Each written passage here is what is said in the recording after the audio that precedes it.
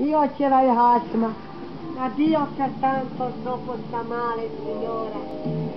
Addio Santa Maria. Rome, Philippe Soler, c'est une ville qui vous est proche, qui circule d'ailleurs dans tous vos livres, comme Venise, et on peut dire que l'Italie est toujours présente en vous. Pourquoi est-ce qu'on dit que tous les chemins mènent à Rome? C'est une formule étrange. Bien sûr, on pense à la catholicité, au fait que ce soit vraiment la ville éternelle, on dit aussi. Mais c'est très étrange. Il y a cette espèce de montée vers Rome. Il y a d'autres villes sacrées, comme on dit. Enfin, bon, on peut aller à Jérusalem, on peut aller Venise à son côté sacré aussi, Florence aussi, bien sûr. Bon, j'en reviens, j'étais à la Villa Médicis pour faire une conférence. C'est parler d'art, on intitule ça. Et j'avais intitulé ma conférence Histoire de Pape, au pluriel. Que voulais-je dire? Ramasser dans une histoire extrêmement choc avec des images et de la musique.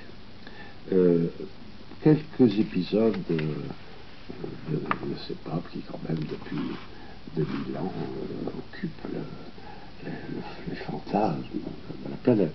Alors j'ai pris les papes, pourquoi? Parce que je voulais tout de suite faire voir ce tableau extraordinaire de Velázquez, qui est venu à Rome pour peindre Innocent X.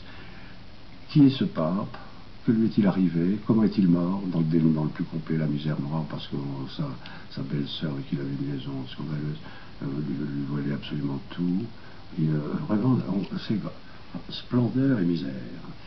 Et donc ce tableau a fasciné Francis Bacon, comme vous savez, puisqu'il en a fait une question de duel personnel avec Velázquez, cet anglo-irlandais qui vient se mesurer avec Velázquez. C'est étonnant quand même. Bon, alors, qu'est-ce qui se transmet dans la puissance créatrice d'un artiste chez d'autres artistes singuliers? Et à ce moment-là, on voit que le temps existe, bien entendu, c'est toujours dans une époque précise, mais que la question posée est pratiquement toujours la même. Donc, Bacon a fini par dire qu'il en avait marre de ses papes, etc. Ils sont des tableaux très célèbres.